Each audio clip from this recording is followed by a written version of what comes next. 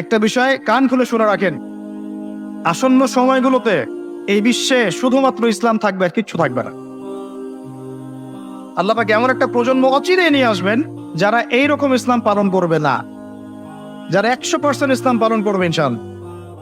তারা পরিপূর্ণ মুসলমানও হবে, ইসলামও পরিপূর্ণরূপে পালন করবে, আল্লাহর পথে দাওয়াতি কাজও করবে, প্রয়োজন হলে জিহাদও শরীফ হবে।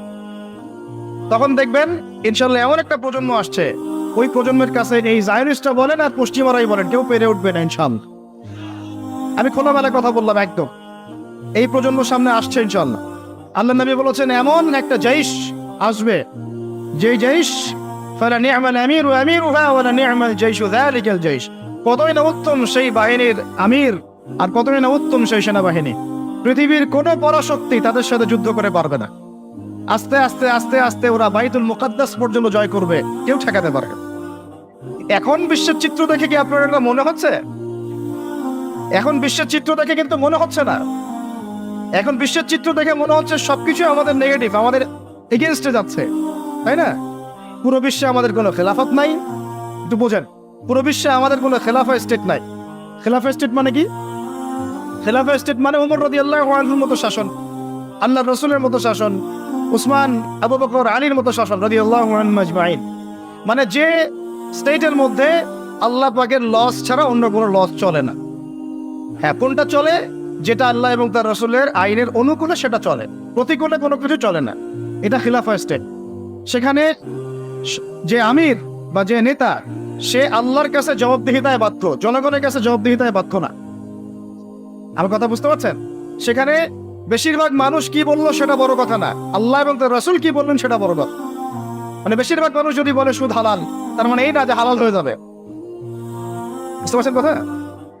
আর বেশিরভাগ মানুষ যদি বলে মদ হালাল, তার মানে এই না যে মদ হালাল হয়ে যাবে। মনে করে আপনি ভোটাভুটি দিচ্ছেন, ভোটাভুটি করছেন, এখানে বেশিরভাগ বললো যে মদ হালাল হোক, খাওয়া যাবে, ভালোই তো, হ্যাঁ, বিপর্যয় চললে ভালোই, আমরা মেয়েদেরকে দেখতে পারলাম, নাউজুবিল্লাহ। তারপরে সুদ হালাল হলে কি সমস্যা? সবাইকে আমরা খেলে কি সমস্যা? তো এখন বেশিরভাগ রায় এদিকে পড়লো, আর এই 10-5টা মুসলিম মিসকিন তারা বলছেন না, এগুলো হারাম। খিলাফা স্টেট মানে হচ্ছে ওই 10 জন মানুষের রায় গ্রহণযোগ্য হবে, এই 100 জনেরটা হবে না। কথা বুঝতে পারছেন কি পারছেন না? একটু সরগোল করেন না, একটু মনোযোগ দেন। এখন পুরো বিশ্বে কি এমন কোন স্টেট আছে আপনার? আছে? কোথায় আছে? আবুধাবিতে, কাতারে, কুয়েতে? হ্যাঁ, মাশাআল্লাহ, একটা কথা বলেছেন। খোরাসান এখানে ট্রাই করছে, কত বছর যুদ্ধ করলো? 20 বছর। আমরা দোয়া করি আল্লাহ পাক প্রত্যেক মুসলিম রাষ্ট্রের রাষ্ট্রপ্রধানদেরকে শক্তিশালী করুন এবং তাদেরকে ইসলাম বোঝার তৌফিক দান করুন, তাদেরকে আল্লাহ পাকের জমিন আল্লাহর খলিফা হওয়ার তৌফিক দান করুন। দোয়া করতে কোনো সমস্যা? আল্লাহ পাক চাইলে আমাদের এই দেশটা এত উন্নত হবে, একদিন আমরা দেখবেন ইনশাআল্লাহ জাতিসংঘে ভেটো পাওয়ার দিব ইনশাআল্লাহ। যদিও এটা একটা কাল্পনিক স্বপ্নের মতোই, কিন্তু স্বপ্ন দেখতে দোষ আছে? তবে আমি নিশ্চিত, এটা আমি আমার কনফিডেন্স থেকে বলছি, ইমামুল মাহদী আসার সময় ইউনাইটেড নেশনস বলে কোনো নেশনস থাকবে না ইনশাআল্লাহ। ঈসা আলাইহিস সালাম যখন আসবেন, তখন জাতিসংঘ বলে কোনো সংঘ থাকবে না ইনশাআল্লাহ। আপনাদের কি মনে হয় ঈসা আলাইহিস সালাম যখন আসবেন, এসে জাতিসংঘে গিয়ে বলবেন আমার খেলাফা রাষ্ট্র কায়েমের অনুমোদন দেন? আপনার তাই মনে হয়? সে বলবে যে আমাকে ডলার দেন, ডলার দিয়ে কেনাবেচা করব? হ্যাঁ, সে বলবে যে আপনার রেজুলেশন পাস করেন, আমি প্যালেস্টাইন থেকে, জেরুজালেম থেকে ইসলামী খেলাফত কায়েম করতে চাই, আমাকে সমর্থন দেন? তিনি কি এগুলো করতে যাবেন? আপনার মনে হয় তিনি এসে ওয়ার্ল্ড ব্যাংকে গিয়ে বলবেন আমাকে লোন দেন, IMF এ গিয়ে বলবেন আমাকে লোন দেন? তার মানে ওই সময় এগুলোর কোনো অস্তিত্বই থাকবে না ইনশাআল্লাহ। এটা বোঝাই যাচ্ছে থাকবে না ইনশাআল্লাহ। এমন কথা শোনেন, সারা ওয়ার্ল্ডের অবস্থাটা একটু দেখেন, আমাদের অবস্থা দেখেন। আমাদের কি এরকম কোনো খিলাফা স্টেট আছে? নাই। শেষ হয়ে গেছে কত সালে? 1914 সালে। কত সালে? তার আগ পর্যন্ত কিছু কিছু জায়গায় এটা ছিল। 14 সালে ধ্বংস হলো কার হাতে? ব্রিটিশদের হাতে। কার হাতে? আর ভিতর থেকে কিছু মুনাফিক কাজ করেছে, নাজদিরা। এই নাজদিরা ব্রিটেনের সাথে হাত মিলিয়ে জেরুজালেম দখল করে এটাকে ইহুদিদের হাতে তুলে দিয়েছে। খুশি হলেন? ব্রিটেন এটা দখল করে কিন্তু নিজে সেখানে থাকে নাই, সে ওটা দখল করে ইহুদিদের জন্য খুলে দিয়েছে। আর আপনাদেরকে জানিয়ে রাখি, এই ঘটনার 2000 বছর আগ পর্যন্ত এই ইহুদিরা এখানে ঢুকতে পারে নাই। কত হাজার বছর? 2000 বছর পর এই ঘটনা ঘটেছে। তাহলে ঘটনা আপনার কাছে বিস্ময়কর মনে হচ্ছে না? 2000 বছর পর এই ব্রিটেনের হাত ধরে তারা এখানে ঢুকেছে। আর আমাদের মুসলিমদের মধ্যে নাজদিরা সহযোগিতা করেছিল। এই 5000 পাউন্ড, মাসিক 5000 পাউন্ডের বিনিময়ে উম্মার সাথে গাদ্দারি করে ব্রিটেনের সাথে হাত মিলিয়ে তুর্কিদের বিরুদ্ধে যুদ্ধ করেছে। চিন্তা করতে পারেন? এই যে রাজাকার একটা কথা বলি না আমরা, এটা প্রত্যেক যুগে যুগেই ছিল। এই যে মীর জাফর একটা কথা বলি না, যুগে যুগেই ছিল। এই যে ঢুকলো ইহুদিরা আর জায়নিস্ট, আর বের হওয়ার নাম নাই। এটা 2023 সাল চলছে। আর আপনাকে বলে দিলাম যে ওরা তো আর এখানে বেড়াইতে আসে নাই, আসছে পুরো হোলি ল্যান্ডটা দখল করে দাজ্জালের জন্য এই রাষ্ট্রটা উন্মুক্ত করতে, যাতে সে এখান থেকে পুরো বিশ্ব শাসন করতে পারে। এবার কি মিলাতে পারছেন কিছু? এবং এই বিগত প্রায় 100 বছরে হয়তো এমন কোনো দিন নাই যেদিনে তারা কোনো ফিলিস্তিনি মুসলিমকে নির্যাতন করে নাই, বাড়িঘর থেকে উৎখাত করে নাই, জমি দখল করে নাই, বাচ্চাকে হত্যা করে নাই, মা বোনকে ধর্ষণ করে নাই। হয়তো এমন কোনো দিনই নাই। আর পরিসংখ্যান কি, এটা আপনারা গুগলে সার্চ করলে বের করতে পারবেন। জুলুমের পরিসংখ্যান কি আপনারা গুগল সার্চ করে বের করতে পারবেন। এই তো অক্টোবরের এই মাস ধরে চলছে, এই মাসেই তো অলরেডি 7 থেকে 8 হাজার মানুষকে তারা মেরে ফেলে নাই? চতুর্দিক থেকে মানুষ তামাশা দেখছে। মনে করেন এখানে আমরা বসবাস করছি, এদিকেও জায়গা নাই, এই যে বর্ডার বন্ধ, এটা মিশরের বর্ডার, এটা বন্ধ। ওইদিকে ইসরায়েল দখল করে রাখছে, ওইদিকেও যাওয়ার জায়গা নাই। আমরা এইটুকু জায়গায় থাকি, এইটুকু জায়গায় থাকে 22 লক্ষ মানুষ। কত লক্ষ ভাই? আর এখানে স্থল অভিযান চালানোর মতো সৎ সাহস ওই ইসরায়েলি সেনাবাহিনীর নাই। এই কারণে ওদের দেশ থেকে মিসাইল ছুটছে, আর এখানকার বিল্ডিং গুলো একটা একটা করে ধসে পড়ছে। আর একদিনেই 600 শিশু মরে শেষ। একটা মায়ের আর্তনাদ দেখলাম, বাচ্চাটা জন্মই নাই, মায়ের পেটের মধ্যেই শহীদ হয়ে গেছে। সুবহানাল্লাহ। এই ঘটনা নতুন না। আর এখন যদি এই জায়গায় এমন কোন আক্রমণ হয় আর আপনারা যদি অস্ত্র হাতে নিয়ে প্রতিহত করেন, তাহলে আপনারা কি সন্ত্রাসী হয়ে যাবে? যে আপনাদের বিপক্ষে কথা বলবে সে কত বড় মুনাফিক, তাহলে আপনি চিন্তা করেন। যাদের এলেম কালাম নাই তারা না হয় বলে বুঝলাম, দাড়ি টুপিওয়ালা আলেম কেমন করে কথা বলতে? একজন দাড়ি টুপিওয়ালা আলেম যার কাছে কোরআন সুন্নাহর জ্ঞান আছে, সে কিভাবে এর বিরোধিতা করতে পারে? এরপরে আপনাদের চিন্তা বাকি আছে ঈমানদার কারা, মুনাফিক কারা? আল্লাহ শুকরিয়া যে আল্লাহ পাক মাঝে মাঝে এমন কিছু ঘটনা ঘটান পৃথিবীতে যার ফলশ্রুতিতে সত্য মিথ্যা একদম আলাদা হয়ে যায়। এদের কাছে ইসলাম শেখার দরকার নাই। বাংলাদেশে বহু বরেণ্য উলামায়ে কেরাম আছে, তাদের পদধ্বনি নেন, পায়ে ধুলা নিয়ে ইসলাম শেখেন। আমি একটা জিনিস লক্ষ্য করছি, বাংলাদেশের নির্দিষ্ট একটা ঘরানার মধ্যে এই ধরনের আলেমদের সংখ্যা বেশি। সব ঘরানায় না, একটা নির্দিষ্ট ঘরানার মধ্যে। কেন এই ঘরানার মধ্যে, এটাও চিন্তা করে বের করার চেষ্টা করলাম। কারণ ওই ঘরানার মানুষরা ভিতরে ভিতরে মাশাআল্লাহ একটা জিহাদি জজবা লালন করত। আমাদের উলামায়ে দেওবন্দ ব্রিটিশ পিরিয়ডে যা যা করেছে এটা তো আপনারা জানেনই। ওই ঘরানার ভিতরে এমন কিছু মানুষ মানে দিন দিন তৈরি হচ্ছিল যারা দাওয়াত, জিহাদ, ইকামতে দ্বীন এই কনসেপ্টগুলো লালন করত। তো টেকনিক্যালি ওই ঘরানার মধ্যে এমন কিছু মুনাফিক মার্কা দাড়ি টুপি ওরা ঢুকিয়ে দেওয়া হয়েছে যে ওই ঘরানার মানুষদের, ওই ভাইদের জন্য ইমানটা নষ্ট হয়ে যায়। তোমাদের জন্য আফসোস, তোমরা বুঝতে পারলা না যে সে তোমার বন্ধু না, তোমার শত্রু। সে তোমার আকীদা বিশুদ্ধ করতে আসে নাই, তোমাকে মুনাফিক বানাতে এসেছে। আকীদা শেখার অনেক বড় বড় শায়েখ আছে বাংলার মাটিতে, ওইখানে এসে শিখো। এমন আকীদা শিখতে যায় না যাতে ইসলাম থেকেই বের হয়ে চলে যাও। জালেমদের পক্ষ নিতে হয়, মাজলুমের বিপক্ষে কথা বলতে হয়, এমন আকীদা শেখার দরকার নেই। আমার কথা কি বুঝতে পারছেন? এর চেয়ে খোলামেলা বলা সম্ভব না। সমাজদারকে নিয়ে ইশারা কাফি বুঝে নেন।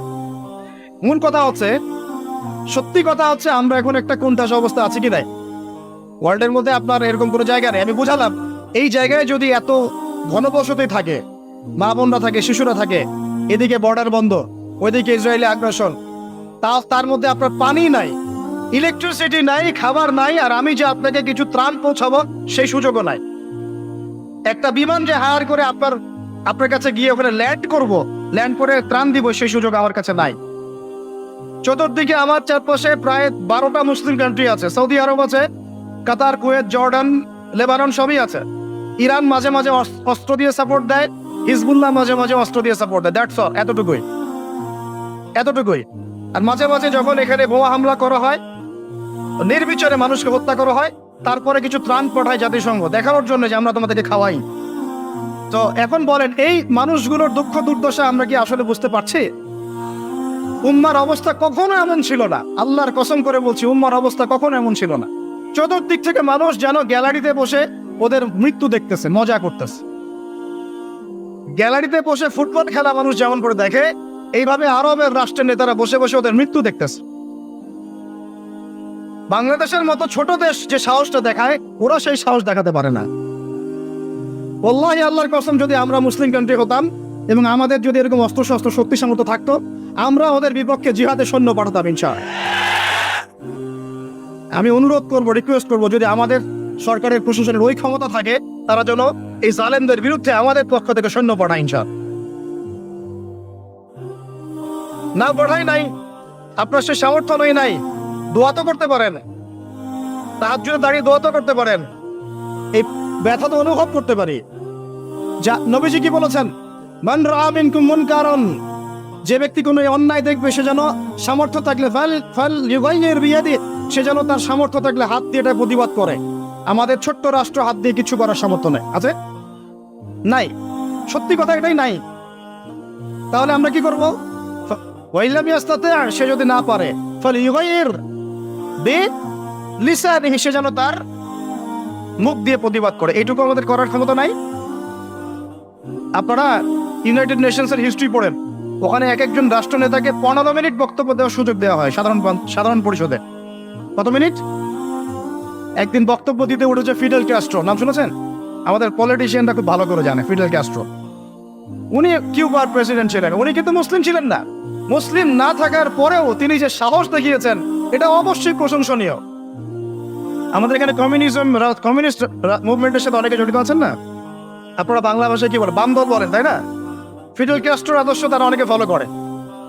আমি কোনো পলিটিক্যাল পার্টি করি না, আপনারা খুব ভালো করে জানেন। আমি না কোনো সরকার দলীয় কেউ, না বিরোধী দলীয় কেউ, আমি নিউট্রাল জায়গা থেকে কথা বলছি। ফিডেল ক্যাস্ট্রো ওই সময় জাতিসংঘে দাঁড়ালেন, দাঁড়িয়ে 15 মিনিটের জায়গায় 15 মিনিট তার সময় ছিল, বক্তব্য দিয়েছেন 4.5 ঘন্টা। কত ঘন্টা? আমি কালকে ভাবছি এগুলো স্টাডি করতে গিয়ে, 4.5 ঘন্টা লোকটা কি বললো, কিভাবে এতক্ষণ কথা বললো, পানি না খেয়ে অনর্গল কথা বলতেই আছে। কাউকে পরোয়া করে না, কাউকে পরোয়া করে নাই, একদম মুখের উপর যা বলার বলে দিয়েছে। আরেকদিন এই লাস্ট পাকিস্তানের প্রাইম মিনিস্টার, যাকে ক্ষমতাচ্যুত করা হলো, কি নাম, ক্রিকেটার ছিলেন ইমরান খান, উনিও দাঁড়িয়ে আজ 15 মিনিটের জায়গায় 50 মিনিট বক্তব্য দিয়ে দিল, মুখের উপর কথা বলে দেও। আরেকজন লিবিয়ার প্রেসিডেন্ট ছিলেন, নাম শুনেছেন? গাদ্দাফি, নাম শুনেছেন না? 15 মিনিটের জায়গায় 1.5 ঘন্টা বক্তব্য দিয়েছে। এবং সে বলেছিল যে মধ্যপ্রাচ্যে যতক্ষণ পর্যন্ত ইসরায়েলের মতো রাষ্ট্র আছে, সন্ত্রাসের দরকার নাই। কে বলেছিল? এই বাস নাই, তাকে গায়েব করে ফেলা হলো। কারণ যেই হক কথাটা বলবে তার ভাগ্যে শাহাদাত আছে ইনশাআল্লাহ। এখন আপনারা চান কি না?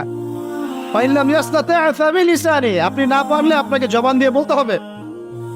বলার সময় আমরা হিকমার সাথে বলবো, তবে হক কথাটা বলবো। আর যদি আপনি মন থেকে, আপনি যদি মুখ দিয়েও বলতে না পারেন ফাবিকলবিহি, তাহলে অ্যাটলিস্ট অন্তর থেকে ঘৃণা তো করতে হবে। আর চতুর্দিক থেকে আরবরা বসে বসে ওদের মৃত্যু দেখতেছে, এটা কি মনের ঘৃণার পর্যায়ে পড়ে? আল্লাহ নবী সাল্লাল্লাহু আলাইহি ওয়াসাল্লাম বলেন, ফাবিযালিকা আদআফু মিনাল ঈমান, এটা ঈমানের সবচেয়ে নিম্ন অংশ। এই অন্যায় জুলুম থেকে যার মন কাঁদছে না, ঈমানের সাথে তার কোনো সম্পর্ক নাই। আল্লাহর কসম, তার ঈমানের সাথে কোনো সম্পর্ক নেই। কিভাবে আপনি আর আমি এই বাচ্চাগুলোর মৃত্যু দেখতে পারি?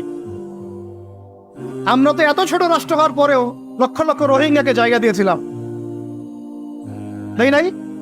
আমাদের ভাইরা 10 টাকা, 5 টাকা, 20 টাকা করে তুলে ওদেরকে খাইয়েছে, ত্রাণ দিয়েছে, সরকার সহযোগিতা করেছে, বিভিন্ন এনজিও কাজ করেছে, করে নাই? আর তোমরা এত বড় বড় মুসলিম কান্ট্রি আমাদের ভাইদেরকে জায়গা দিতে পারলো না? তোমরা ওদেরকে অবরুদ্ধ একটা জায়গায় 22 লক্ষ মানুষকে বোমের খোরা খাওয়ার জন্য ছেড়ে দিলা। আল্লাহ পাক তোমাদেরকে তেল দিয়েছিল। কোন ভাষায় বলবো আমি বুঝতে পারি না। আল্লাহ পাক এদেরকে তেল দিয়েছে, তেল, অয়েল, ব্ল্যাক গোল্ড। সবাই মিলে যদি বয়কট করে দেয়, ওদের একটা যুদ্ধ বিমানও ফ্লাই করবে না ইনশাআল্লাহ। তেল ছাড়া কিচ্ছু করতে পারবে না ওরা। বাদশাহ ফয়সাল সৌদি আরবের প্রাক্তন রাজা ছিলেন, বাদশাহ ফয়সাল রাহিমাহুল্লাহ বলবেন, ওই একমাত্র সাহসী একজন নেতা দেখেছিলাম 1973 দিকে অয়েল বয়কট করে দিয়েছে। তেল দিব না, যা কি করার কর, যা তেল বন্ধ। তেল ছাড়া আপনি ইলেকট্রিসিটি পাবেন না, মিসাইলস উড়বে না, বিমান ফ্লাই করবে না, মিলস ইন্ডাস্ট্রিজ কারখানা চলবে না।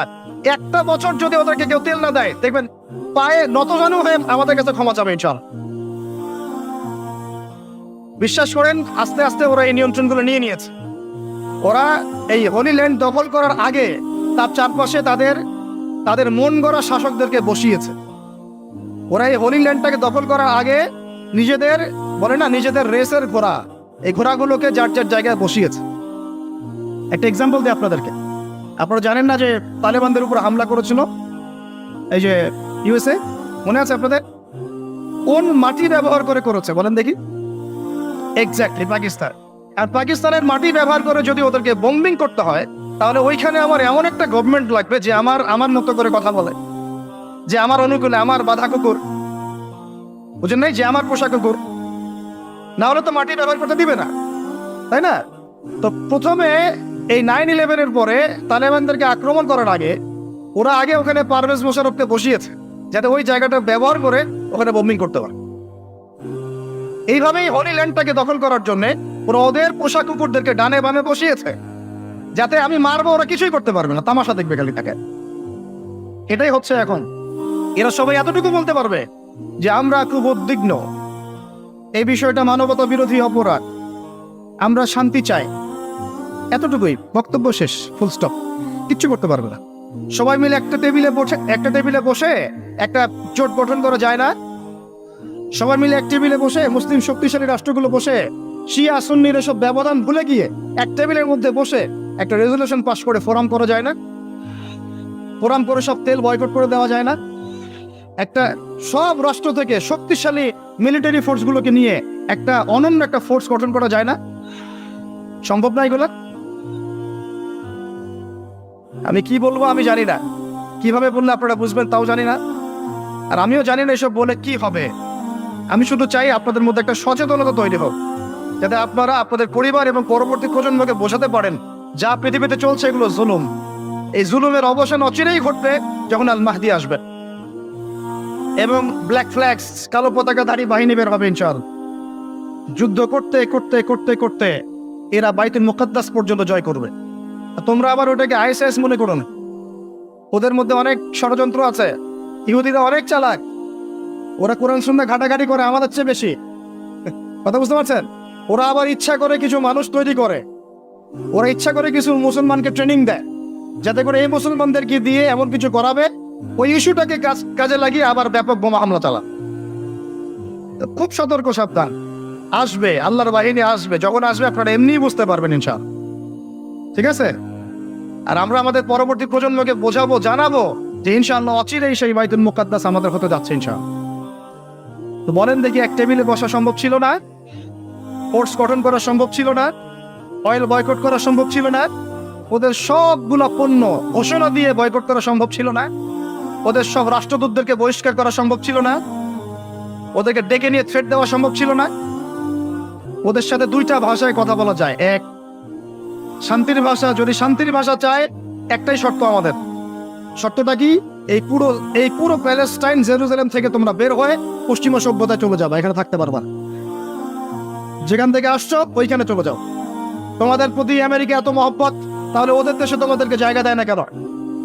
তোমাদের প্রতি পশ্চিমাদের, ব্রিটেনদের এত মহব্বত, তাহলে ওখানে তোমাদেরকে জায়গা দেয় না কেন? আমাদের দেশে কেন? আমাদের হোলি ল্যান্ডে কেন? বাইতুল মুকাদ্দাসে কেন? কেন? উত্তরটা আপনি আমার কাছ থেকে শোনেন। বিকজ তারা ওখানে দাজ্জালের শাসন প্রতিষ্ঠা করতে চায়। আপনি দাজ্জালের কনসেপ্ট না বুঝলে শেষ জামানা বুঝতে পারবেন না। দাজ্জাল ওই জায়গা থেকেই দেখবেন যে পুরো বিশ্বকে শাসন করা শুরু করেছে, এবং ও যখন বিশ্বকে শাসন করবে এই ইহুদিদেরকে নিয়েই করবে। এবং এই ইহুদিদের থাকার জায়গা ছিল না, এখন জায়গা হয়েছে। রাষ্ট্র ছিল না, রাষ্ট্র হয়েছে। রাজধানী ছিল না, রাজধানী হয়েছে। পুরো বিশ্বের সুপার পাওয়ার তারা হয়ে গেছে অলরেডি। এখন আপনি অপেক্ষা করে বসে আছেন কবে দাজ্জাল আসবে। যারা অন্ধ কানা অন্তর্দৃষ্টিহীন মানুষ তারা অপেক্ষা করে বসে থাকতে পারে, আমরা অপেক্ষায় বসে নাই। আমরা জানি যে সময়টা আস্তে আস্তে ক্লোজিং ডাউন, এবং সে তার মিশনের দিকে হাঁটছে, এবং সে আরো শক্তিশালী হবে, এটা আমি জানি। অনেক রক্ত ঝরবে, মুসলমানদের রক্ত ঝরবে, অনেক অনেক ভাই শহীদ হবে, কিন্তু আমাদের শহীদরা মরবে না ইনশাআল্লাহ। আমাদের শহীদরা মরবেও না, আমাদের বাচ্চারাও মরে নাই, আমাদের মা বোনরাও মরেন নাই। আগামীতেও যত ভাই ওখানে শহীদ হবে কেউ মরবে না ইনশাআল্লাহ। আল্লাহ পাক বলেছেন যে ওয়ালা তাকুলু লিমান ইউকতালু ফি সাবিলিল্লাহি আমওয়াত, ওয়ালা তাকুলু লিমান ইউকতালু ফি সাবিলিল্লাহি আমওয়াত বাল আহইয়াউন ওয়ালাকিন লা তাশউরুন। আল্লাহ পাক কত চমৎকার করে বলেছেন, তোমরা আল্লাহর রাস্তায় মৃতদেরকে, আল্লাহর রাস্তায় যারা মৃত বা ইন্তেকাল করেছেন, মারা গেছেন, তাদেরকে তোমরা মৃত বলো না। আল্লাহর রাস্তায় যারা নিহত হয়েছে তাদেরকে তোমরা মৃত বলো না, বরং তারা জীবিত, তোমরা বুঝতে পারো না। অন্য আয়াতে আছে তাদেরকে রিজিক দেয়া হয়, তাদেরকে রিজিক দেয়া হয়। জাফর ইবনে আবি তালেব রাদিয়াল্লাহু আনহু আল্লাহর নবীর আপন চাচাতো ভাই, চাচা আবু তালেবের ছেলে। আলী ইবনে আবি তালেব, জাফর ইবনে আবি তালেব। জাফর ইবনে আবি তালেব রাদিয়াল্লাহু আনহু যুদ্ধ করতে গিয়েছেন, মুতার যুদ্ধে। কোন যুদ্ধ? আল্লাহর নবী তিনজনকে সেনাপতি বানালেন, যায়েদ ইবনে হারেসা, আব্দুল্লাহ বিন রাওয়াহা এবং জাফর ইবনে আবি তালেব। কোন যুদ্ধে তিনটা অধিনায়ক লাগে নাকি? একজন লাগে। তাহলে সাহাবীরা বুঝে ফেললেন যে আমরা এই যুদ্ধে গেলে শহীদ হব নিশ্চিত। কথা বুঝতে পারছেন? সবাই বিদায় নিয়ে চলে গেলেন। ওদের সৈন্য সংখ্যা প্রায় 2 লক্ষ। কত লক্ষ? মুসলিমদের সৈন্য সংখ্যা মাত্র 3000, মাত্র 3। আল্লাহ নবী বললেন যদি যায়েদ ইবনে হারেসা শহীদ হয়, আব্দুল্লাহ বিন রাওয়াহা তুমি পতাকা নিয়ে নিও। আব্দুল্লাহ বিন রাওয়াহা যদি শহীদ হয় তাহলে জাফর তুমি পতাকা নিয়ে নিও। জাফরও যদি শহীদ হয় তাহলে তোমাদের মধ্যে কোনো একজনকে তোমরা আমির বানিয়ে নিও। পরে আমির বানানো হয়েছিল সাইফুল্লাহিল মাসলুন খালিদ বিন ওয়ালিদ রাদিয়াল্লাহু আনহু, এবং তার হাতেই বিজয়টা হয়েছিল। পরে 3000 সৈন্য নিয়ে তিনি 2 লক্ষ সৈন্য ঠেকিয়ে দিয়েছেন। সুবহানাল্লাহ। জাফর রাদিয়াল্লাহু আনহু যখন শহীদ হন, প্রথমে তার ডান হাত পড়ে যায়। ওই যে দেখছেন না, এক বাবা হাত নিয়ে ঘুরছে বাচ্চার, আর এক হাত খুঁজে পায় না, দেখছেন না আপনারা? ডান হাত পড়ে গিয়ে বাম হাত দিয়ে তরোয়াল চালানো শুরু করলেন। ওই যুদ্ধ তখন সত্যিকারের যুদ্ধ ছিল, এই তোমাদের মতো কাপুরুষের যুদ্ধ না, যে 100 মাইল দূর থেকে মিসাইল ছুড়বো আর এখান থেকে আমি ঠাস করে মরে যাও। তখনকার যুদ্ধ ছিল 1-on-1 ব্যাটল। তুমি সামনে অস্ত্র নিয়ে আসো, আমি সামনে অস্ত্র নিয়ে গেলাম, এরপর দেখি কার কথা হবে। এমন ছিল না বিষয়টা, 1-on-1 ব্যাটল ছিল। আর তখন সাহাবীরা ছোটবেলা থেকেই এগুলোতে প্রশিক্ষিত ছিলেন, নতুন না বিষয়গুলো, তারা ছোটবেলা থেকেই প্রশিক্ষিত ছিলেন, তীরন্দাজ ছিলেন, ঘোড়সাওয়ার ছিলেন তখনকার যুগের প্রেক্ষাপটে। তো তারপর তিনি বাঁ হাতে তরোয়াল চালানো শুরু করলেন, এক পর্যায়ে বাঁ হাতে পড়ে গেল। এরপর এই থুতনি দিয়ে তিনি পতাকাটা ধরে রাখছেন এভাবে। মুতার যুদ্ধের ইতিহাসটা পড়ে দেখেন, থুতনি দিয়ে এভাবে পতাকাটা ধরে রাখছেন। পতাকার মান, পতাকার সম্মান। আর সেই পতাকা আমাদের হাত থেকে পড়ে গেল, আরবের লোকজন তাকায় তাকায় দেখতেছে, সারা মুসলিম বিশ্ব তাকায় তাকায় দেখতেছে। এই গুনাহের ভার আল্লাহর কসম আপনার আমার সবার উপর বর্তাবে, কোনো উপায় নাই, সবার উপর বর্তাবে। আল্লাহ যেন মাফ করেন, আল্লাহ পাক মাফ করবেন না। আমি আল্লাহকে চিনি, আল্লাহ পাক মাফ করবেন না এভাবে, যতক্ষণ পর্যন্ত না আল্লাহ পাক এগুলোর হিসাব নিচ্ছেন। কারণ ওলামায়ে কেরামকে জিজ্ঞাসা করে দেখেন, একটা মুসলিম রাষ্ট্রে যদি একজন মুসলিম নারীকে ধর্ষণ করা হয়, উঠিয়ে নিয়ে চলে যাওয়া হয়, রেপ করা হয়, অথবা একজন মুসলিম ভাইকে নির্মমভাবে হত্যা করা হয়, তাহলে ফতোয়া কি করা উচিত? তখন সবাই মিলে ওই জালেমের বিরুদ্ধে দাঁড়ানো ফরজ। যদি সে দাঁড়াতে না পারে তার প্রতিবেশী দাঁড়াবে, সে না পারলে তার প্রতিবেশী দাঁড়াবে, আর যখন সেও পারবে না পুরা উম্মাহ একসাথে মিলে দাঁড়াতে হবে। সেটা কি হয়েছে? করতে পেরেছি? পতাকা ধরে রাখলেন এইভাবে, পতাকা পড়তে দিলেন না। এক পর্যায়ে এক কাফেরের তরবারের আঘাতে তার শরীরটা দ্বিখণ্ডিত হয়ে গেল। এদিকে মদিনায় নবী সাল্লাল্লাহু আলাইহি ওয়াসাল্লাম খবর পেয়ে গেলেন। খবর পেয়ে বলছেন, এইমাত্র জাফর শহীদ হলো, এইমাত্র জাফর শহীদ হলো। সুবহানাল্লাহ। তখন তার চোখ দিয়ে পানি পড়ছে, তিনি জাফরের বাসায় চলে গেলেন, ছুটে চলে গেলেন জাফর ইবনে আবি তালেবের বাসায়। তার ছোট ছোট বাচ্চা ছিল। আপনার আমার বাচ্চা নাই? ছোট ছোট বাচ্চা, তাদেরকে বুকে জড়িয়ে কান্নাকাটি করছেন। সাহাবীরা বলছেন, ইয়া রাসূলুল্লাহ, আপনি আল্লাহর রাসূল হয়ে কান্নাকাটি করছেন? নবীজি বলে, এটা আল্লাহর রহমত, এটা আল্লাহর রহমত। যে কাঁদতে পারে না তার মন তো পাষাণ। জাফর শহীদ হয়ে গিয়েছে। তারপরে তিনি হাসলেন, আমাদের নবী হেসে উঠলেন। সাহাবীরা বললেন যে আপনি একটু আগে কাঁদলেন, এখন হেসে উঠলেন? নবীজি বললেন, এই মাত্র আমি দেখলাম যে জাফরকে দুজন ফেরেশতার মাধ্যমে আমার সামনে দিয়ে নিয়ে যাওয়া হলো। আমি দেখলাম জাফর জান্নাতে, তার দুই হাত, যে দুই কাটা হাত, এই দুই কাটা হাতের বদৌলতে আল্লাহ পাক তাকে জান্নাতে দুইটা পাখা দিয়েছে, সে জান্নাতে উড়ে বেড়াচ্ছে, ফল খাচ্ছে। এই দৃশ্য দেখে আমি হেসে উঠলাম। তা আমি এই জন্য বলছি, আমাদের শহীদরা মৃত নয়, আমাদের শহীদরা মৃত নয়। আমাদের এই মা, বোন, শিশু, নারী যাদেরকে মেরে ফেলা হয়েছে, এরা কেউ মৃত নয়। ইনশাআল্লাহ তারা জীবিত আছে। এবং তারা এখন আল্লাহ পাককে কি বলছেন জানেন? তারা আল্লাহকে বলছেন, আল্লাহ আমাদেরকে আরেকবার ফিরিয়ে দাও, আরো একবার এদের বিরুদ্ধে যুদ্ধ করে যেন শহীদ হয়ে আসতে পারে। এখন অবস্থা একটু বোঝেন। পুরো বিশ্বে এরা শক্তিশালী কি না? শক্তিশালী, এটা স্বীকার করতে হবে। কারণ ওদের সাথে পুরো পশ্চিমারা আছে, নেটো আছে, ইউনাইটেড নেশনস আছে, ব্যাংকিং সিস্টেম আছে, ওদের পারমাণবিক অস্ত্র আছে, হ্যাঁ, ওদের বড় বড় নিউক্লিয়ার মিসাইলস আছে, ওদের মিডিয়া আছে, মিডিয়া দিয়ে প্রোপাগান্ডা চালায়, মানুষের ব্রেন ওয়াশ করে রেখে দিতে পারে। ওদের অর্থনৈতিক ক্ষমতা আছে, যে কাউকে অর্থনৈতিক অবরোধ দিয়ে দিতে পারে। বললো যে তোমাদের স্যাংশন দিয়ে দিব, যে বললো না কয়দিন আগে আমাদেরকে কি দিব? স্যাংশন, মানে ওটা হচ্ছে বাপের সম্পত্তি, যখন চায় যাকে ইচ্ছা দিয়ে দেয়। মানে স্যাংশন মানে কি, আপনার টাকার মানটা কমায় দিবে, একদম ফেলে দিবে। মানে আপনার এক বোতল পানি কিনতে তখন দেখা যাবে যে 300 টাকা লাগছে, এখন 20 টাকা লাগছে, তখন লাগবে 300 টাকা। মানে হাহাকার অবস্থায় স্যাংশন, ইকোনমিক স্যাংশন। তখন ইনফ্লেশন হয়। ইকোনমিক্সের ভাষায় ইনফ্লেশন মানে হচ্ছে কি বুঝেন? মানে এটা বলে মুদ্রাস্ফীতি, মানে আপনার টাকাটা ফুলে যায় এমন না। মুদ্রাস্ফীতি মানে টাকা স্ফীত হয়ে গেছে এমন না, মানে টাকার মানটা থাপাস করে পড়ে যাবে। যেহেতু অর্থনৈতিক কন্ট্রোল তার কাছে, ব্যাংকিং সিস্টেম তার কাছে, এই কারণে ও চাইলে এটা করতে পারে। কিন্তু এত কিছুর পরেও এই বছর, এই 2023 সালে ওদের মুদ্রা ব্যবস্থাকে বুড়া আঙ্গুল দেখিয়ে আফগানি মুদ্রা হয়েছে সবচেয়ে সেরা। এটা কি জানেন? আর কিভাবে হয়েছে আপনার একটু ঘাটাঘাটি করে দেখ। জাকাত দিয়েছে ওরা, কি করেছে? জাকাত দিয়েছে। ওরা দ্বৈত মুদ্রানীতি চালু করেছে। এটা তো অনেকে যে বুঝবেন না। মানে আমাদের দেশে একক মুদ্রানীতি, ওরা দ্বৈত মুদ্রানীতি। মানে শুধু ডলারেই সবকিছু হয় না, ওখানে রুপিও কাজ করে, ইরানি রুপিও কাজ করে, পাকিস্তানের রুপিও কাজ করে। তার মানে একটা মুদ্রার একচ্ছত্ব অধিকার থাকে না, তখন এই অর্থনীতির মধ্যে একটা অন্যরকম ব্যালেন্স আসে। ওরা অনেক স্মার্ট। আপনারা যে মোল্লাদের দৌড় মসজিদ পর্যন্ত বলেন, এই ভাইরা অনেক স্মার্ট। আল্লাহ পাক তাদেরকে আরো শক্তিশালী করুন, দোয়া করুন। এখন কিছু মানুষ তো বলে বেড়ায় অনলাইনে যে ওরা তোমাদের জামাই হয়, হ্যাঁ, ওরা জামাই লাগে, ওদের প্রতি ভালোবাসা দেখালে নাকি আপনি মুনাফিক হয়ে যাবেন। অনলাইনে যে কত কি দেখি, মানে দেখবো কত। আমরা আমাদের মুসলিম ভাইদের মধ্যে কোনো বিভক্তিতে যাব না, কিন্তু আমরা মুনাফিকদের সাথে নাই, আমরা মুনাফিক গাদ্দারদের সাথে নাই। আমরা ইমানদার, হকপন্থী জামা, তাদের মধ্যে যত ফুরুরও থাক না কেন, আমরা এদের সবার সাথে আছি ইনশাআল্লাহ। কিন্তু আমরা গাদ্দার মুনাফিকদের সাথে নাই। আমরা ওই পশ্চিমার পাঁচাটা দালালদের সাথে নাই। আমরা যারা ইহুদিদেরকে সমর্থন দেয় ওদের সাথে আমরা নাই। যারা মুজাহিদ ভাইদেরকে খারাজি বলে ওদের সাথে আমরা নাই।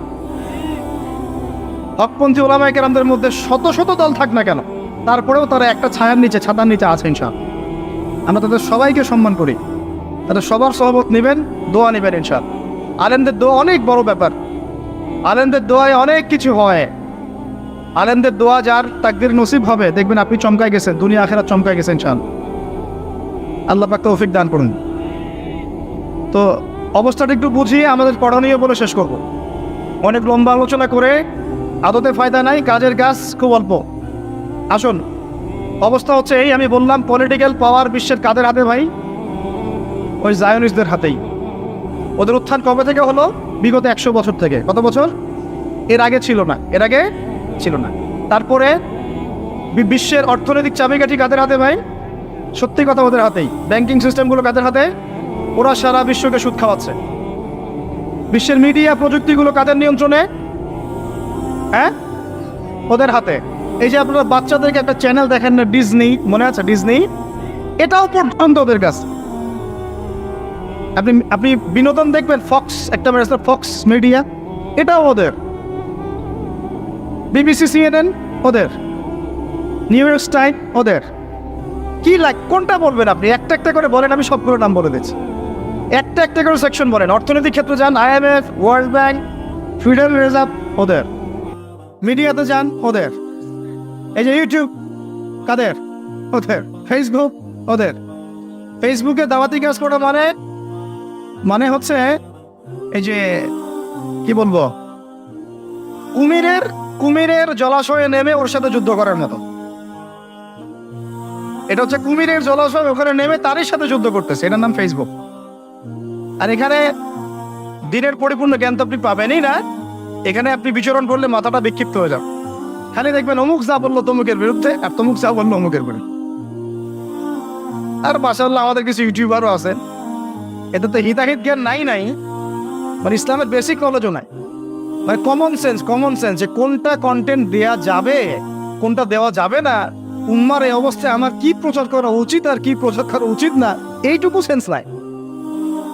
এখন সারা বিশ্ব থেকে একটা আওয়াজে ওঠা উচিত ছিল যে আমাদের জমি আমরা ফেরত চাই, এবং আমরা এই ইহুদিবাদের পতন চাই। আমরা ফিলিস্তিনি মুসলিম, নির্যাতিত মুসলিম ভাই বোনদের পাশে আছি। আমরা জালেমের বিরুদ্ধে আমাদের অবস্থান স্পষ্ট করতে চাই। একটা আওয়াজ ওঠা উচিত ছিল। এখনো আপনি ইউটিউব, ফেসবুকে ঢুকে দেখেন, চুলকি মাসআলা নিয়ে মানুষ ঝগড়া করতেছে। কমন সেন্সও নাই যে কখন কি বলতে হবে, কখন কোন দাওয়াত দিতে হবে। আর মাশাআল্লাহ ইস্যু পাগল কিছু মানুষ আছে, এই ফেসবুক স্ক্রল করবে, ওইখানে যা দেখলাম এই হইলো, আর অমুক দিন দেখলাম সেই হইলো, আর অমুককে দেখলাম সেই বললো, আর তমুককে দেখলাম সেই বললো, এইগুলোই ওয়াজ করতে থাকে। ওয়াজের কোনো টপিকই নাই। আর মূল জায়গাটা থেকে আপনাকে সরায় ডালপালায় ব্যস্ত করে রাখবে। মূল জায়গা থেকে আপনাকে সরাই দিয়ে ডালপালায় ব্যস্ত করে রাখবে। যেমন মনে করেন জাতিসংঘ থেকে একজন আমাকে নক দিল যে আমি জাতিসংঘের চিলড্রেন্স ডিপার্টমেন্টে আছি, ফিলিস্তিন ইসরায়েল ইস্যু নিয়ে আপনার বিগত 5 বছরের লেকচারগুলো আমরা শুনেছি, এখন এই বিষয়ে আপনার কিছু কথা আমরা স্পষ্ট করতে চাই, একটা লাইভ সেশন চাই। তা আমি আর জানি না, সত্যি জানি না যে তার বয়স কত, আর আমাদের তো এসব জানার কথাও না, কারণ আমরা এগুলো ঘাটাঘাটি করিও না। তো ঠিক আছে, লাইভ সেশন চান দিলাম, এবং চেষ্টা করলাম যে পুরো ইতিহাসটাকে বলার, একদম শুরু থেকে কিভাবে জায়নিস্ট এখানে ঢুকলো, কিভাবে কি হলো, আস্তে আস্তে এখন কি হচ্ছে, ফিনিশিংটা কি হতে পারে। তো এই পুরো লেকচারটা থেকে মানুষের দৃষ্টিকে সরায় নেওয়ার জন্য 2-1 বেরোয় গেল, ব্যাস। হ্যাঁ, গায়রে মাহরামের সাথে লাইভ করেছেন, দৃষ্টি হেফাজত করতে পারছেন না, অমুক তমুক, এইটা সেইটা। বুঝলাম যে ভাই, মনে করেন আমি একটা বড় অপরাধী করে ফেলেছি, মনে করেন। তা আপনার এই কথাটা ওই সময় কোথায় ছিল, যখন আমাদের হেফাজতের নেতৃবৃন্দ টকশো করতো, তখন ওঠান নাই কেন? এই ইস্যুটা বুঝলাম, ইস্যুটা আপনার লিগ্যাল, ধরে নিলাম যে মনে করেন আমরা বড় গুনাহ কবিরা করে ফেলেছি, মনে করেন, ধরেন কথার কথা, তর্কের খাতিরে মেনে নিলাম। এই ইস্যুটা এখন উঠালেন কেন? এই ইস্যুটা আপনি ওই টকশোর সময় উঠান নাই কেন? আল্লামা তাকি উসমানীও সাক্ষাৎকার দিয়েছেন সামনাসামনি, তখন বলেন নাই কেন? আমাদের হেফাজতের বড় বড় ওলামায়ে কেরাম সামনাসামনি ডিবেট করেছেন, তখন ওঠান নাই কেন? বহু মানুষ অনলাইনে লাইভ সেশন করেছে, তখন বলেন নাই কেন? তার মানে সমস্যাটা আপনার ইস্যুকে নিয়ে না, সমস্যাটা আপনার আবু তোহা আদনানকে নিয়ে। তো এতে করে কি হলো, মূল যে আলোচনাটা ছিল এখান থেকে কিছু মানুষের দৃষ্টি সরে গেল। আপনি আর প্যালেস্টাইন ইসরায়েল ওই ইস্যুটা থেকে ফোকাস না করে, আর ভাই আপনার ইমান এতই দুর্বল, 10 বছরের 12 বছরের একটা মেয়ে দেখে সিডিউস হয়ে যায়, কথা মাইন্ড করেন না। এত দুর্বল হলে কেমনে হবে? রাস্তাঘাটে চলাফেরা করেন, বাজারে ঘাট পড়েন, এইটা করেন, সব সময় তো মেয়েদেরকে দেখতেই আছেন আপনারা। এটা কি তালেবান রাষ্ট্র সব মেয়ে বোরকা পরে করে? আর সে বলছে যে, একজন বলছে যে এটা ফিতনা ছড়াতে পারে। আমার বলছে, আমি যদি ফিতনার শিকার নাও হই, মেয়েটা আমাকে দেখে ফিতনার শিকার হতে পারে। তো তাই যদি হবে, তাহলে আপনি যে অনলাইনে ওয়াজ করেন, আপনার চেহারা তো মাশাআল্লাহ অনেক সুন্দর, তা আপনার চেহারা দেখেও তো বহু দিনই বোন ফিতনায় পড়তে পারে। তো অনলাইনে আপনি ওয়াজ করা বাদ দিয়ে দেন। মানে কেন রে ভাই, এত হিংসা কেন রে ভাই, এত হিংসা কেন, এত পরশ্রী কাতরতা কেন? আপনি বিশ্বাস করেন, কারো সমালোচনা করে বা কাউকে জোর করে ছোট করে অন্যের সম্মান বাড়ে না। সম্মান দেওয়ার মালিক আল্লাহ, মানুষের মনের মধ্যে কবুলিয়াত দেওয়ার মালিক আল্লাহ। এইসব ইস্যু সৃষ্টি করে আর এইসব ঝামেলা করে কারো সম্মান কেউ নষ্ট করতে পারে না। যার যার তাকওয়া, যার যার পরহেজগারিতা, যার যার কবুলিয়াত আল্লাহর কাছে। আল্লাহ পাক আমাদেরকে বোঝার তৌফিক দান করুন। ইস্যু পাগল হয় না, মূল জায়গায় থাকেন। মূল জায়গা কি ভাই? মূল জায়গা হচ্ছে আমরা পরিপূর্ণ ইসলামে প্রবেশ করব, নিজে পালন করব, নিজের পরিবারকে আমরা পরিপূর্ণ মুসলিম পরিবার বানাবো, ইসলামের ব্যাপক দাওয়াতি কাজ করব, ওলামায়ে কেরামের ঐক্য ধরে রাখবো, একটা ঐক্যবদ্ধ প্ল্যাটফর্ম তৈরি করব, আল্লাহর পথে দাওয়াত হবে, প্রয়োজনে জিহাদ হবে, এবং এই পুরো বিশ্ব থেকে যত জালেম আছে এর শিকড় আমরা উপড়ায় ফেলবো, এবং ইনশাআল্লাহ আমরা সব মাজলুমদের পাশে থাকবো। মূল জায়গায় এতটুকু না, বাস এখানে থাকি। কেন এভাবে এত এত কথা কেন? কোন সময় উম্মার স্বার্থে কথা গোপন করতে হয়, কোন সময় উম্মার স্বার্থে এমন কথাও গোপন করতে হয় যা আমার বলা উচিত ছিল। উম্মার স্বার্থে করতে হয়, কারণ আমি যদি এখন এই কথাটা বলি তাহলে উম্মার বিভক্তি আর একটু বেড়ে যাবে। মনে করেন একটা এক্সাম্পল দেই, মনে করেন আমার এই ভাইয়ের নাম হচ্ছে আব্দুর রহমান, কথার কথা উনি বড় একজন আলেম মানুষ এবং তার দ্বারা দিনের অনেক খেদমত হয়। একটা বই বেচারা লিখেছেন, বইয়ের মধ্যে কিছু তথ্য ভুল আছে। মনে করেন এটা আমার দৃষ্টিগোচর হয়েছে, আরো কয়েকজনের দৃষ্টিগোচর হয়েছে, তার নাম্বার আমার কাছে আছে, আমি তার সাথে চাইলেই কন্ট্যাক্ট করতে পারি। এখন আমার করণীয়টা কি বলেন তো? আমার করণীয় কি তাকে না জানিয়ে তার ওই ভুলটাকে সোশ্যাল মিডিয়া নিয়ে এসে ধুয়ে রেখে দেওয়া, নাকি আমার কাজ হচ্ছে ভাই তাকে ফোনটা করে নক করা, যে ভাই আব্দুর রহমান ভাই বইটা তো মাশাআল্লাহ সুন্দর হয়েছে, মাশাআল্লাহ আপনার দ্বারা দিনের অনেক খেদমত হচ্ছে, এই জায়গায় যদি এই তথ্যটা ঠিক করেন আরো ভালো হয়। বা আপনি আপনার পরের বইয়ে পরের কিতাবের মধ্যে এটা সংশোধন করেন, অথবা আপনি পরের লেকচারে এটা আপনি জাতির সামনে বলে দিয়ে, কোনটা করা উচিত ছিল বলেন? সমালোচনার সুস্থ সংস্কৃতি নেই আমাদের মধ্যে, সমালোচনার সুস্থ সংস্কৃতিও নেই আমাদের মধ্যে। মনে করেন আমাদের এখানে একজন রাজনৈতিক নেত্রী আছেন বা নেতা আছেন, কাজ করছেন অনেক ভালো, ভালো কাজের প্রশংসা করতে হবে কিনা? এখন কিছু খারাপ কাজ করে ফেলেছেন মনে করেন, তো এখন আপনার প্রথম কাজটা কি? সরাসরি তাকে একদম ফেসবুকে নিয়ে এসে ওয়াশিং মেশিনের মধ্যে ধুয়ে রেখে দাও, হ্যাঁ? নাকি আপনি তার সাথে দেখা করবেন, সাক্ষাৎ করবেন বা কথা বলবেন, বা তাকে দাওয়াতটা পৌঁছাবেন যে ভাই এইটা মনে হয় এভাবে করলে ভালো হতো, জনগণ আপনার এই কথায় কষ্ট পাচ্ছে বা আপনার এই কাজে জনগণ আপনার বিরুদ্ধে চলে যেতে পারে, কোনটা উচিত ছিল? জাতিগতভাবে আমরা এই ভদ্রতা, আদব, কায়দা, বিহেভিয়ার শিখি নাই। আর এর পিছনে শুধু এক শ্রেণীর দাড়ি টুপি বলা মানুষ দায়ী নয়, এই মিডিয়াগুলোও দায়ী আছে। শুধু এই কারণে আপনাদেরকে বলি যে ভাই অফিসিয়াল মিডিয়া বাদ দিয়ে অন্য মিডিয়াগুলো নিয়েন। এদের কাছে আমি এত ভয় পাই, মানে দুনিয়ার বুকে আমি ইহুদিদের চেয়ে ওদেরকে বেশি ভয়, সিরিয়াসলি বলতেছি। কারণ মানে আমি যে সাফার করেছি, এই সাফারিংস মানে আপনি চিন্তাই করতে পারবেন না এদের কারণে। একদিন সিরাতের একটা দর্শ দেখছিলাম, সেখানে আপনি ভাই বাংলা বাজারে যান, বাংলা বাজারে আছে না বাইতুল মোকাররমে বাংলা বাজার ইসলামিক টাওয়ার, বইয়ের লাইব্রেরি গুলো আছে না, আপনি 50টা সিরাতের বই কিনেন। কয়টা? 50টা সিরাত বা রাসূলের জীবনী সাল্লাল্লাহু আলাইহি ওয়াসাল্লামের জীবনী কিনেন। কয়টা কিনবেন? এই 50টা বইয়ের মধ্যে মিনিমাম 40টা বইয়ের মধ্যে আপনি পাবেন কি পাবেন? লেখকরা লিখেছেন যে রাসূল সাল্লাল্লাহু আলাইহি ওয়াসাল্লামের উপর যখন প্রথম ওহী এসেছে তখন তিনি ঘাবড়ে গিয়েছিলেন। খাদিজা রাদিয়াল্লাহু আনহার কাছে গিয়ে বলেছেন, আমাকে চাদর দিয়ে আবৃত করুন, ওয়াকাদ খাশিতু আলা নাফসি, আমার ভয় লাগছে। তিনি সান্ত্বনা দিলেন, আপনার কোনো ভয় নাই, আপনি এতিমের দেখাশোনা করেন, বিধবার পাশে থাকেন, মাজলুমের পাশে থাকেন, ইনশাআল্লাহ আল্লাহ আপনার কোনো ক্ষতি করবেন। তিনি রেস্ট নিলেন, রেস্ট নিতে নিতে তার কাছে ওহী আসা কয়েকদিনের জন্য বন্ধ হয়ে গেল। যে বন্ধ হয়ে গেছে তিনি খুব পেরেশান, যে ওই একবার আসলো, জিবরাইল আলাইহিস সালাম একদিন আসলেন, আর আসেন না কেন, কি হলো? 5টা আয়াত নাজিল হয়ে সব থেমে গেল, আসছেন না কেন, কি সমস্যা?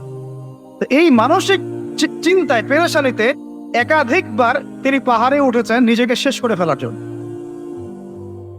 50টা সিরাতের বইয়ের মধ্যে 40টার মধ্যে এখনো লেখা আছে, আপনি দেখতে পারেন। না পারলে যদি না থাকে, সবচেয়ে শ্রেষ্ঠ বই আর রাহিকুল মাখতুমেও আছে, সবচেয়ে শ্রেষ্ঠ বই আর রাহিকুল মাখতুম আছে। আমার বাসাতে 100-এর উপর সিরাতের বইয়ের কালেকশন আছে ইনশাআল্লাহ, কিন্তু আমি এটা নিয়ে কোনো কথা বলি নাই। বইও আছে, লেখকও আছে, প্রকাশনা সংস্থাও আছে, সেই কথাগুলো এখনো আছে, কিন্তু সেই ইস্যুটা আর এখন আর নাই। তাহলে ওই সময় 2 বছর 3 বছর আগে ইস্যুটা কেন তোলা হয়েছিল?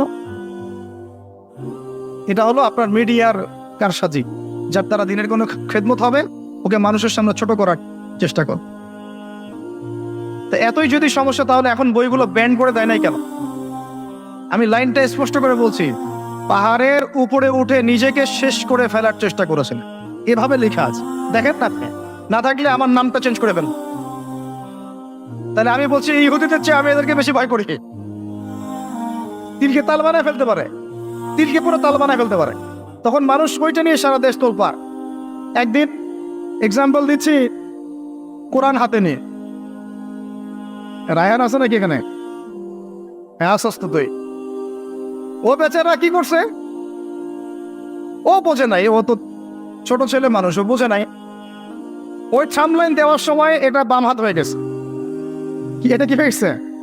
এরই বাপরে বাপ, যে ধোলাইটা করলো আমাকে, ওয়াশিং মেশিনে ঢুকে একদম ধুইয়ে সাফ করে ফেলেন মিডিয়া।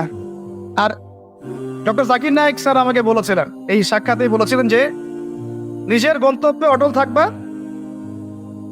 নিজের গন্তব্যে অটল থাকতে হবে একজন দায়ীকে। আশেপাশে অনেকে অনেক কথা বলবে, কোনো কথা কানও দেওয়া যাবে না। এবং তুমি যদি এগুলোর অ্যান্সার প্রতি উত্তর দিতে যাও, তোমার গন্তব্য থেকে সরে যাও। এই জন্য কোনো কথা বলিনি, কিন্তু হেমি ধোয়া ধুইল একদম, খালি গালাস এটা সেটা।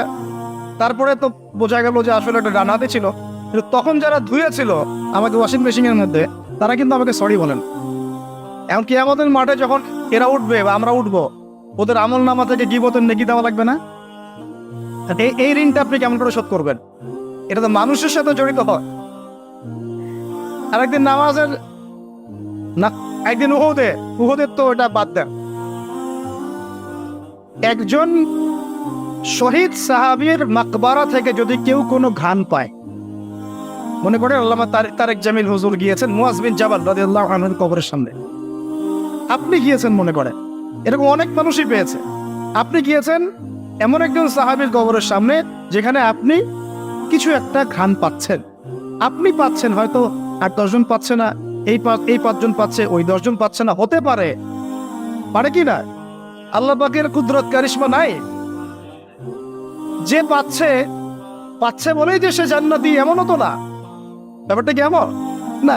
ইমাম বুখারী রাহিমাহুল্লাহ ইন্তেকাল করেছেন, যখন তাকে দাফন করার পরে এত সুঘ্রাণ ছড়িয়েছে, মানুষ মাটি হাতে করে নিয়ে বাসায় আসতো, মিসকাম্বরের ঘ্রাণ বেরোচ্ছে কবর থেকে।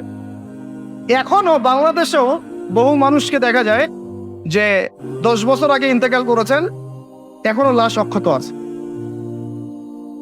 এটা কি মিথ্যা কথা? এই কারিশমাগুলো নাই? তো মনে করেন একজন পেয়েছে, তো সে তার আবেগটা কিভাবে প্রকাশ করবে? সে কি বলবে যে আমি জাহান্নামের গান পাচ্ছি? কি বলতে পারে? শব্দটা কি প্রয়োগ করতে পারে? ওরে বাপরে বাপ, এটা নিয়ে যে শুরু করলো এক শ্রেণীর লামাজাবি, বেশিরভাগই লামাজাবি ছিল তারা মাযহাব মানে না, বাট শাইখ মানে অবশ্য। এটা আবার একটা পয়েন্ট আছে, কোনো মাযহাবই মানি না, আমি কোনো মাযহাবই মানি না, কিন্তু আমার শাইখকে মানি, আমার শাইখ যা বলবে তাই। আমার কথা রাগ করছে? রাগ করেন না, এটা ভুল পথ, এটা একটা ভুল পথ। আপনি যদি মাযহাব না মানেন, তাহলে আপনাকে মুজতাহিদ হতে হবে। একজন মুজতাহিদ, যার মাযহাব মানার দরকার নাই, সে কোরআন সুন্নাহ সব জ্ঞান জানে। আপনার তো মাযহাব মানার দরকারই নাই, আপনি তো মুজতাহিদ নিজেই। মাশাআল্লাহ, আমরা তখন আপনাকে মানবো, কিন্তু আপনি তো মুজতাহিদ নন। বরং আপনি কোনো ক্ষেত্রে কোরআনও তেলাওয়াত করতে পারেন না, হাদিসের এবারও তো পড়তে পারেন না, আপনি কোনো ফিকহের মাসআলা দিতে পারবেন না। তাহলে তো আপনাকে কোনো ইমামের অনুসরণ করতেই হবে, এবং সেটা আপনি করছেন না। তো মাশাআল্লাহ, আপনি শাইখকে ফলো করছেন, ওটা তো মাযহাব মানাই হলো, তাই না? আদতে যা হয়েছে, 4 মাযহাবকে বাদ দিয়ে নতুন একটা মাযহাব চালু করলেন। আদতে কিন্তু এটা হলো, প্রতিষ্ঠিত মাযহাবগুলোকে বাদ দিয়ে নতুন একটা মাযহাব চালু করলেন, মাযহাবে জাকারিয়া, মাযহাবে রাজ্জাকিয়া, এরকম কিছু মাযহাব চালু হলো, নতুন মাযহাব। এর বাইরে আপনি যাবেন না। উনি যদি বলেন তালেবান খারাজি, আপনিও বলবেন তালেবান খারাজি। উনি যদি বলেন অমুক আদনানি গোষ্ঠী, আপনিও বলবেন সে আদনানি গোষ্ঠী। তাহলে আপনি তো আপনার শাইখের মুকাল্লিদ। আপনি কি যাচাই করতে পারেন আসলে কারা খারাজি, কারা এই কারা সেই? আদতে লা মাযহাবি বলে কোনো শব্দ নাই, আমরা সবাই কোনো না কোনো মাযহাব ফলো করি। বাংলাদেশের সবচেয়ে বড় আলেমের একজনের নাম বলেন, বলেন একটা নাম বলেন। মাশাআল্লাহ, কি বলেছেন? আব্দুল মালিক দামাত বারাকাতু আছেন, মাশাআল্লাহ। হ্যাঁ, মাশাআল্লাহ, ওনার মতো মুহাদ্দিস এই উপমহাদেশে খুব কমই আছে, ঠিক না বেঠিক? এখন উনি এত বড় মানুষ হওয়ার পরেও কি তিনি নিজে কোনো মাযহাব চালু করেছেন, নাকি তিনিও একটা মাযহাবকে ফলো করেন? এখন আপনি আমি তো কোরআনই পড়তে পারি না, হাদিসও বুঝি না, মাসলাও জানি না, ফিকহও বুঝি না, 2-3-4টা চটি বই পড়ে আপনি মুস্তাহিদ হয়ে গেলেন। মূলত এটা হয়ে গেল শায়েখ পূজা। কি হলো? আপনি কোনো শায়েখকে ফলো করেন, আমি আপনাকে দোষ দিচ্ছি না, নেগেটিভ বলছি না, কিন্তু আপনাকে লিবারেল থাকতে হবে, ওপেন মাইন্ডেড হতে হবে। এমন না যে সে যদি ভুল বলে সেটাই মেনে নেবেন। এখন মূল কথাটা আসেন, এই যে শুরু করলো ঘ্রাণ জান্নাতের ঘ্রাণ পেয়েছে। আরে বাপরে বাপ, জান্নাতের ঘ্রাণ দুনিয়া থেকে পাওয়া যায় না, এই সেই। তখন মনে হচ্ছিল যে আল্লাহ, এই মিডিয়াগুলোর চাইতে আমাদের বড় শত্রু মনে আর কেউ নাই। ঠিক আছে, নামাজের আপনাকে গুরুত্ব বুঝাচ্ছিলাম। যে কোনো মক্তবে হোক, মাদ্রাসায় হোক, ওলামায়ে কেরাম এগুলো বুঝান, আমাদেরকে শিখিয়েছেন ছোটবেলায়। যখন নামাজ পড়বা তখন প্রত্যেকটা সেন্টেন্স সুন্দর করে বলো যে ইয়্যাকা না'বুদু ওয়া ইয়্যাকা নাস্তাঈন, স্পষ্ট করে সুন্দর করে বলো, তাড়াহুড়া করো না। এখন আপনি মনে করেন বলছেন ইয়্যাকা না'বুদু ওয়া ইয়্যাকা নাস্তাঈন, এখানে কানা বলে কোনো শব্দ আছে? বলেন তো, কথাটা বুঝেন কি?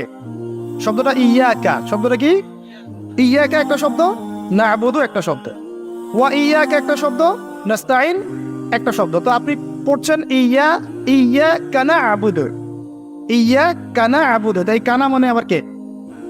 শব্দটা হচ্ছে ইয়্যাকা না'বুদু, এই তো, ইয়্যাকা না'বুদু ওয়া ইয়্যাকা নাস্তাঈন। এখন আমাদেরকে শেখানো হচ্ছে, ছোটবেলা থেকে শিখেছি আমি, যে সুন্দর করে তারতিলের সাথে কোরআন তেলাওয়াত করবে, যাতে প্রত্যেকটা শব্দের পার্থক্য বোঝা যায়।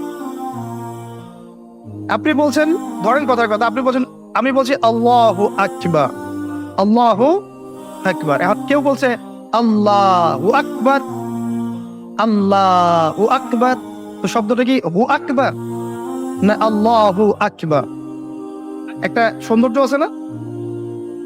এইটাই বোঝাচ্ছিলাম যে সামিআ আল্লাহু লিমান হামিদা, সামিআ আল্লাহু লিমান হামিদা। এই বাপরে বাপ, কি যে শুরু করল! তখন মনে হচ্ছে সংসদে বিল পাস করা খালি বাকি রাখছে, এটা সংসদ পর্যন্ত নিয়ে যাবে, এটা মনে হচ্ছিল আমার কাছে। হায় রে বাঙালি জাতি! ভাই, মূল কথা আজকের লেকচারের, পুরো বিশ্বে আমাদের অবস্থা ভালো না, মূল জায়গায় থাকবেন, শাখা পোশাখায় যাবেন না। আমাদের মূল জায়গা হচ্ছে পরিপূর্ণ ইসলাম পালন করব, নিজে করব, আমার পরিবারে প্রতিষ্ঠা করব ইনশাআল্লাহ, আমার বাচ্চাদের মধ্যে প্রতিষ্ঠা করব ইনশাআল্লাহ। আমরা উলামায়ে কেরামের মধ্যে কোনো বিভক্তি সৃষ্টি করব না, আমরা ইস্যু পাগল হব না, আমরা মাজলুমের পক্ষে থাকব, আমরা জালেমের বিপক্ষে থাকব। মুনাফিকদের সাথে কোনো আপোষ নাই, জালেমদের সাথে কোনো আপোষ নাই। আমরা উম্মার ঐক্যের চেষ্টা করব, বিভক্তির দিকে যাব না। আমরা হালাল খাবো, আমাদের উপরে যারাই গভর্নমেন্টে আসুক আমরা আনুগত্য করব, আমরা তাদের সাথে বিদ্রোহে যাব না, তাদেরকে ওয়াজ নসিহত করব, বোঝানোর চেষ্টা করব, এবং জাতিগত ঐক্য ধরে রাখবো। হ্যাঁ, তারা যদি সরাসরি ইসলামের বিরুদ্ধে চলে যায় তখন যা করার তাই করবো, কিন্তু সরাসরি কি তারা ইসলামের বিরুদ্ধে যাচ্ছেন না। অতএব এখানে আমরা কোনো ফাসাদ সৃষ্টি করব না, কোনো দরকার নাই ভাই। মুসলিম মারামারি করে এগুলো শহীদ না, মুসলিম লাঠি বৈঠা নিয়ে মারামারি করে এগুলো শহীদ হবে না, সাবধান, এটা সঠিক পথ নয়। তবে আমরা অবশ্যই তাদেরকে নসিহত করব, দোয়া করব, জাতিগত ঐক্য ধরে রাখবো, এবং আমাদের লক্ষ্য আমরা স্থির রাখবো। আমাদের লক্ষ্যটা কি ভাই? ওই বাইতুল মুকাদ্দাস। লক্ষ্যটা কি? বাইতুল মুকাদ্দাস। ইনশাআল্লাহ পুরো বিশ্ব থেকে আস্তে আস্তে জালেমদের পতন ঘটবে ইনশাআল্লাহ, মাজলুমের রক্ত বৃথা যাবে না ইনশাআল্লাহ। আমাদের শহীদরা মৃত নন ইনশাআল্লাহ, তাদেরকে রিজিক দেওয়া হচ্ছে, আমরা সবাই মন খুলে দোয়া করবো তাদের জন্য। এখন কনক্লুশনে আসো, বিশ্বের এই অবস্থায় আমাদের অবস্থাটা কি একটু দেখাই, তারপর শেষ করে দেই। একটু বসেন, 10টা মিনিট খালি মনোযোগ দেন। আমাদের অবস্থা কি দেখেন? পুরো বিশ্বে কি আমাদের খেলাফা আছে?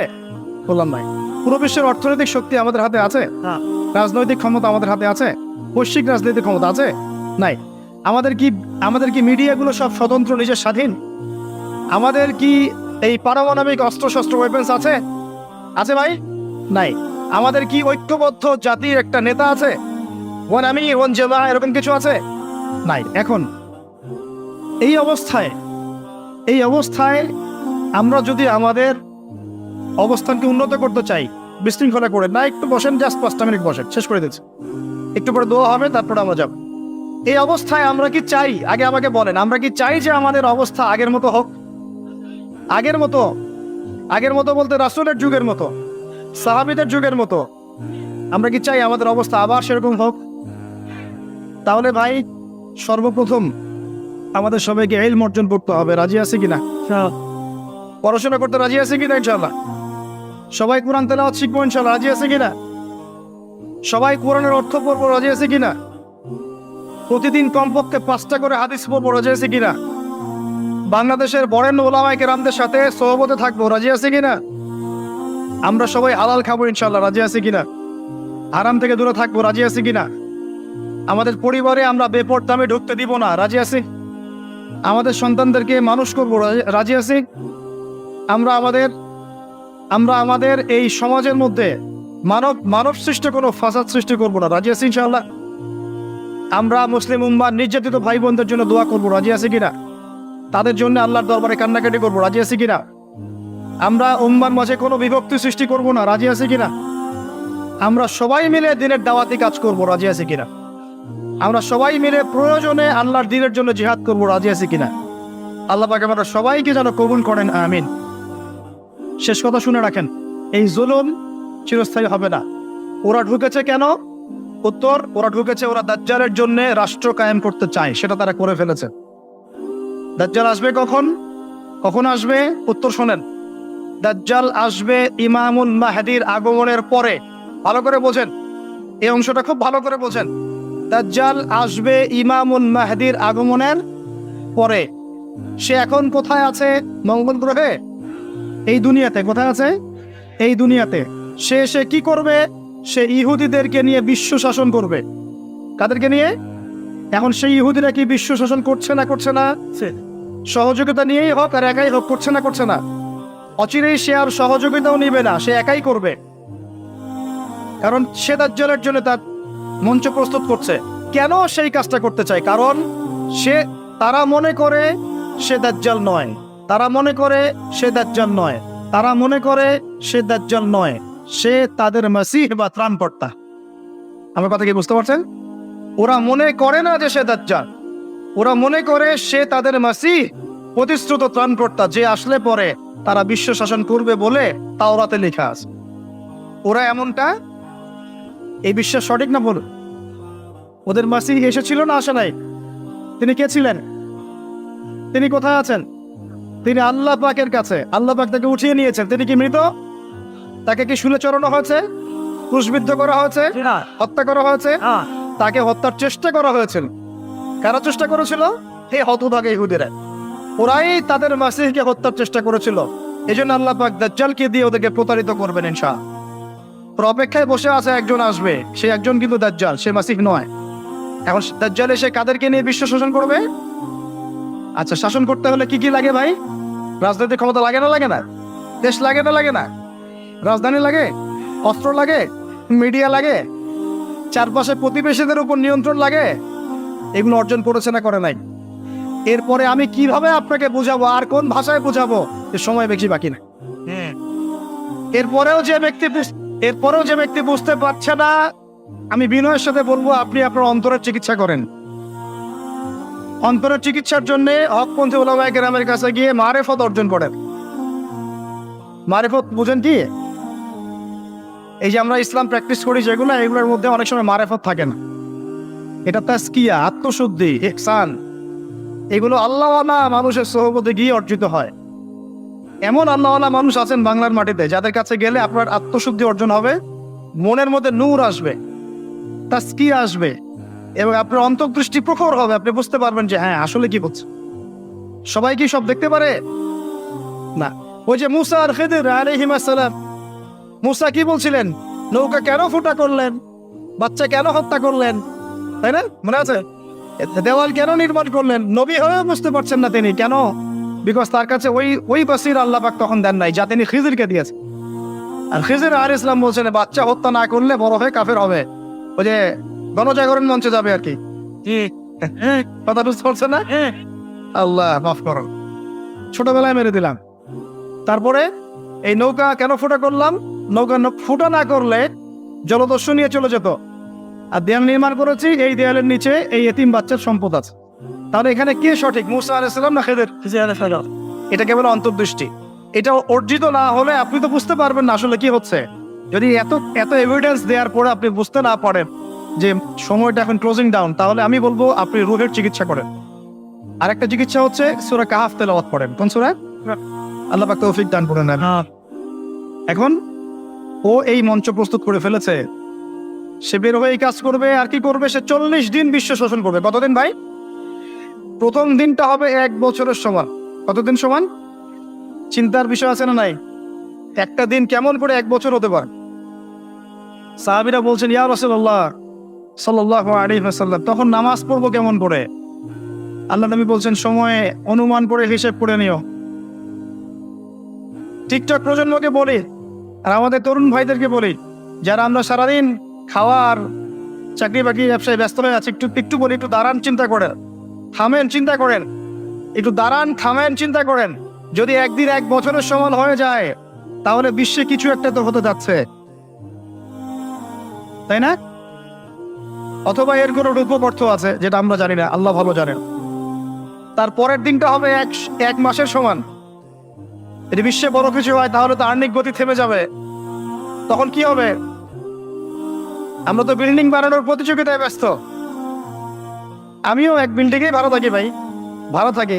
আর আমার পরিবারকে বলি যে আল্লাহ পাক যদি কখনো সামর্থ্য দেয় আমাকে ছোট করে কোনো বাসা টাসা করার, আমি কোনোদিনও ফ্ল্যাট কিনবো না ইনশাআল্লাহ। কারণ আমি জানি যে একটা বড় ভূমিকম্প হবে।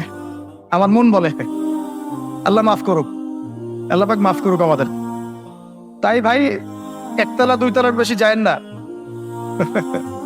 যদি আল্লাহ না করে আমার কিছু হয়েও যায় তাহলে অ্যাটলিস্ট আপনি সেফ থাকবেন ইনশাআল্লাহ।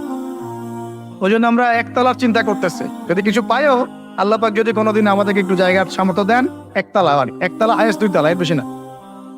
হ্যাঁ, টিন শেড হলে আরো ভালো হয়। জাপানের মানুষ ওরা কাগজ দিয়ে বাড়ি বানায়, ওটা ভূমিকম্প প্রবণ এলাকা। এতটুকু বলে রাখি, আল্লাহর গজবটা তো আর এমনি এমনি আসবে না, কারণ আছে তো। ভূমিকম্প আসার মূল কারণ হচ্ছে জেনা। কি কারণ ভাই? আর আপনি আমাকে বলেন ঢাকা শহরের মূল পাপ কি? আপনি বলেন তো ঢাকা শহরের মূল পাপ কি? এখন পর্যন্ত যে আল্লাহ পাকের গজব আসে নাই, এটাই আমাদের প্রতি আল্লাহর অনেক বড় রহমত। ইনশাআল্লাহ আল্লাহ পাক যেন আমাদেরকে এই গজবগুলো থেকে হেফাজত করেন, আমাদেরকে আল্লাহ পাক জেনার পথ থেকে বাঁচান। শেষ করে দেই। শেষ করে দেওয়ার আগে একটু কিছু কথা আছে, যেটা বলছিলাম। একদিন হবে 1 বছর, তারপরের দিন মাস, তারপরের দিন 1 সপ্তাহের সমান। প্রথম দিন 1 বছর, তারপরের দিন 1 মাস, তারপরের দিন 1 সপ্তাহ, তারপরের দিনগুলো আমাদের দিনের মতোই। এভাবে সে বিশ্ব শাসন করবে, চষে বেড়াবে, চষে বেড়াবে। বিশ্বের যেখানেই যাবে ফাসাদ সৃষ্টি করবে। যে তার আনুগত্য করবে সে ওকে জান্নাত দান করবে, ওর জান্নাতেই জাহান্নাম। আর যে তার আনুগত্য করবে না ওকে জাহান্নামে ঢোকাবে, ওর জাহান্নামই জান্নাত। আর আমাকে বলেন যে এইভাবে দাপটের সাথে বিশ্ব শাসন করতে হলে বিশ্বের বড় বড় সেক্টরগুলো নিয়ন্ত্রণ করতে হবে কিনা? সেগুলো নিয়ন্ত্রণ ওর অনুসারীদের হাতে চলে গেছে কি যায় নাই? এটা কি আগেও ওদের হাতে গিয়েছিল না প্রথমবার হয়েছে? প্রথমবার। এটা বুঝতে হবে আপনাকে। অতএব দাজ্জাল আসছেন না বা আসছে না যতক্ষণ পর্যন্ত ইমাম মাহদী আসছেন না। ইমাম মাহদী আসার পরে দাজ্জাল আসবেন, এবং দাজ্জাল আসার পর ঈসা আলাইহিস সালাম আসবেন। ঈসা আলাইহিস সালাম এসে তাকে হত্যা করবে এই জেরুজালেমের ফিলিস্তিনের বাবেলুদ নামক জায়গায়। তারপরে ইসলামের খেলাফত কায়েম হবে ইনশাআল্লাহ এই পুরো ফিলিস্তিনে ইনশাআল্লাহ। সেখান থেকে ঈসা আলাইহিস সালাম 40 বছর পুরো বিশ্বটাকে আবার শাসন করবেন।